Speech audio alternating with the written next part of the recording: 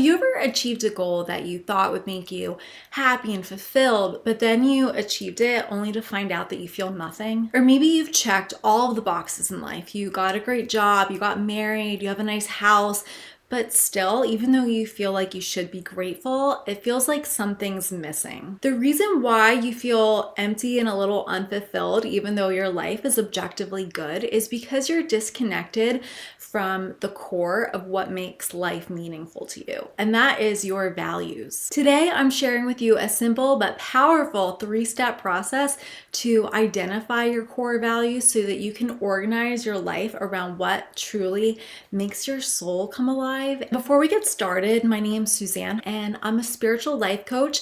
I help high-achieving women do the inner work, the work of confidence and self-belief and soul alignment of living their purpose. So what are values? Values are simply things that you find deeply meaningful. Some values are more abstract. For example, I value freedom, creativity, and authenticity. And while it's important to organize our lives around these grander, more abstract themes, it's also really important to ground those values in things that are more tangible, that you can create goals around. That's what we're going to be talking about today, this more concrete way of organizing your life around your values. Most people, unfortunately, live by shoulds and have-tos versus values. They live what I call a conveyor belt life. You're just on that hamster wheel, on that conveyor belt, getting the job, taking the mortgage, the car loan, everything that you think that you should to be like a moral, upright, upstanding citizen. And I really do align with a lot of those things. I think it's important to contribute to society in a meaningful way. And of course, you want to be responsible and pay your bills and even build wealth and equity through home ownership. But there's a difference between walking out the steps in front of you from a place of, I feel called to do this and this is deeply meaningful to me, versus this is just what people do. And so that's what I'm going to do. You can get a job in a corporation because you feel like that's what you have to do and wear the clothes that you're expected to wear and speak the way you're expected to in that like corporate speak, right? And maybe that is a life that is aligned to you. Most people who are attracted into my world are more unconventional than that. And most of us don't align with that. Like, I'll circle back. I mean, who really talks like that? So it's more just about connecting to what makes you unique. And things might superficially still look the same, right? Like you might still have the job, but then at that core, you're connected to why it really matters to you. Maybe you're working that corporate job, but it funds your passion project and you have something that you love to do on the weekend. And maybe you're wanting to turn that into a business, or maybe you're okay just working the corporate job and having your passion project. But it's something that you're connected to from deep within. So you're led from the soul, you're led from the inside out versus like, oh, this is what everybody else is doing, so then that's what I have to do too. There's 3 things that you should know about values. The first is that they can change throughout your life. Even though your soul is generally unchanging, we're still humans, and the things that matter to us change throughout our lives. For example, when I was younger, I valued travel and adventure. So I traveled a lot and moved and gained lots of life experiences that I chose to funnel into different creative works. But now that I'm older, and this is Kevin Gregory. Hi, Kevin. Sit down, angel. But now that I'm older, I have different values. I value my home and creating a home. I'm married, so I value my family. I value my health in a way that maybe you don't when you're younger and you take it a little bit more for granted. It's important to be aware, because if you're living in a way that is prioritizing a value you had when you were younger, you might start to feel like you're stuck or not fulfilled, or like you're forcing things in some way. And that can be because you're living according to a value that you used to have. So the second thing to know is that your emotions are a really powerful indicator of whether you are living in alignment with your values or not. So like I just mentioned, if you're living in alignment with a value you used to have, you might feel stuck or like you're forcing things, or like, I'm doing this, why aren't I happy? It used to make me happy. Those are really powerful indicators that what you used to value is no longer longer resonating with you, or you're ready to focus on something else. And the third thing is that if you have a goal that's not aligned to your top value, then you'll have a really hard time sticking with it. And this can be surprising. This is really an exercise of acknowledging what actually matters to you instead of what you think should matter to you. For example, I exercise 4 to 5 times a week. And I exercise later in the day, so that requires me ending my work at a specific time so I have enough time. And I'm always struggling to close my laptop. One day I realized that because I was linking exercise to my value of health, and I value my health, but what really motivates me right now is my value of business success. And I know that I can only focus on my business and be successful if I am healthy. So then going forward, instead of linking working out to my value of health, I linked it to my value of business success. And that is much more likely to encourage me to close my laptop on time and then move into the workout portion of my day. Okay, so here's how you discover your values in 3 simple steps. And we're gonna talk about a few questions that you can ask yourself. And then we'll also talk about ways that you can apply this information so you can really start using your values to guide your decisions in life. So the first question is, what do you think should matter? This is a great way to clear out all of the things you think that you should do. So ask yourself and push yourself, write down like 10 things. What do you think should matter to you? What do you think should be important? Where does this value come from? Keeping in mind that signs that you're living by a should are so-called negative emotions, or feeling stuck or frustrated or just not lit up and alive. The second question is, what do you think about the most? And again, this is about allowing yourself to acknowledge what really matters to you. So something that I think a lot about is the success of my business and bringing my career goals and my financial goals to fruition. I also think about my health a lot. I'm always learning about different supplements to take or ways to nourish my nervous system. Beauty matters to me. I'm getting a little older, so different ways to stay feeling healthy and vital and alive, but then also the more superficial things like skincare, face massage, things like that. So again, this is about honoring and accepting what really matters to you, what you really think about, rather than what you think you should think about. And the third thing is, what do you spend your money on? We might tell ourselves that something is really valuable to us, but unless we're willing to back that up with our hard-earned dollars, then that might indicate that you actually value something else, or it might be a sign to start investing in that area.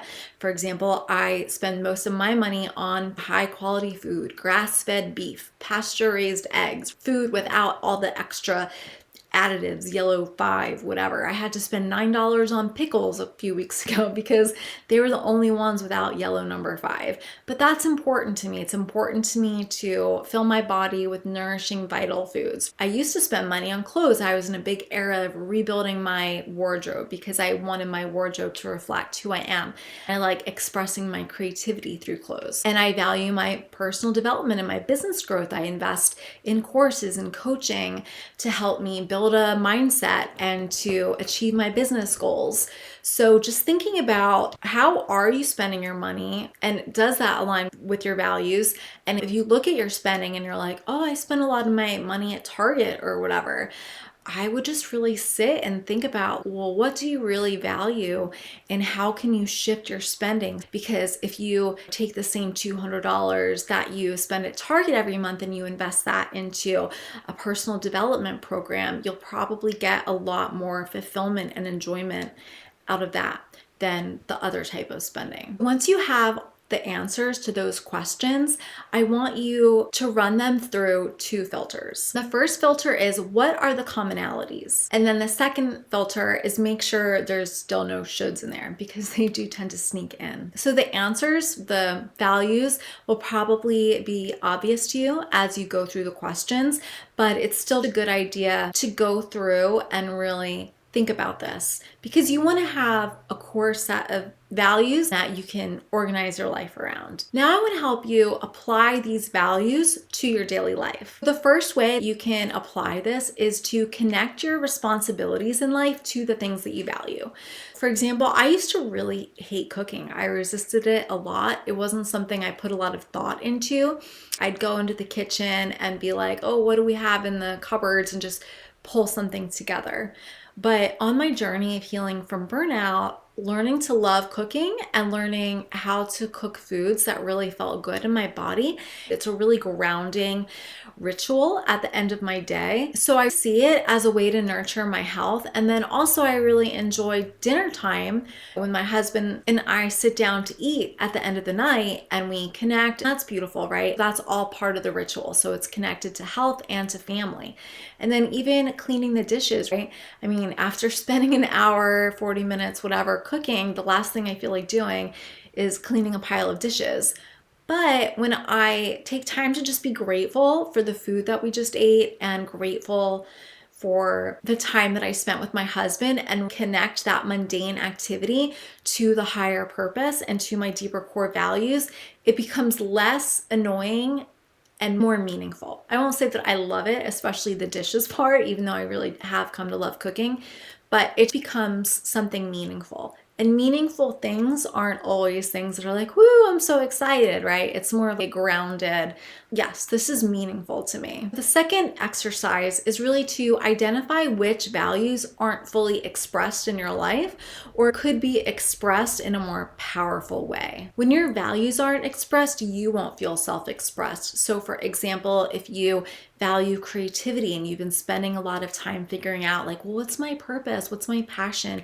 How can I express that into the world? And you feel blocked in some way, sometimes the most powerful way to figure that out is to start expressing yourself. You figure it out through the act of doing it. For example, recently, I've been on a journey of connecting deeper to my message, the message that I'm really here to share with the world, which is basically you have a purpose, you have a destiny, you have a calling, and the purpose of your life is to bring the desires of your heart into the world so that you can grow on that journey and so that you can help others grow along their journeys and impact them in the way that you're meant to. And if you are wanting to go on this journey and if you want to deepen into your purpose and dig into the mindset work, self-belief, certainty, and just gain clarity on your vision and just map it out and even monetize it, then click the link in the description and we can book a call and just talk about what it would be like to work together. The third way to apply this into your life is to create the space to include the things that you value. By now, you've probably identified areas of life where you're what I call overperforming, where you're doing things that you don't really want to because you feel like you should. And if you're doing something you don't value and that you don't find meaningful,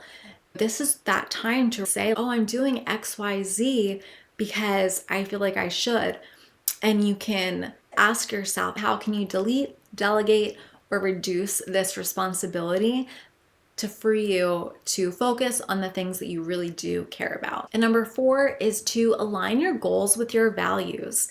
So let's say you have the goal of getting in shape or losing weight. A lot of people focus on the physical, right? Looking hot, fitting into your smaller size jeans, looking hot at the beach during the summer in a bikini. And that's great. I'm all for the physical, being hot, healthy. I think those are great goals. But you also just want to focus on something deeper. What does it really mean to you? Do you want to be strong for your kids? Healthy for your kids? Do you want to be able to chase your grandkids around, whether or not you have grandkids right now? Do you want to reduce your risk of hereditary disease? What is the deeper core reason that you want to focus on this goal, or even with a creative goal? A lot of people struggle with consistency and momentum when it comes to their creative goals. Why does it matter to you? What really drives me is wanting to make sure that I'm not limited by what I've been through, the painful experiences of the past, but that my life is determined by who I choose to become, right? I have a younger inner child within me who dreamed of doing certain things. And what really drives and motivates me is not wanting to let her down and wanting to continue and making her proud. I don't want to die with regret, right? That's something that really drives me. So really connect down into that deeper core motivation, that deeper why, because that's what's going to motivate you. That's what is going to help you stay on track. That's going to be what helps you create the time. So instead of saying, I don't have time to do XYZ, Well, how can you create the time? How can you shift things that you don't really value, scrolling your phone or saying yes when you want to say no? How can you clear some of that away and create space for what's meaningful to you? So comment below, let me know whatever takeaways you had from this video. Be sure to like, comment, and share this video. Subscribe to my channel, and I'll see you next week. Bye.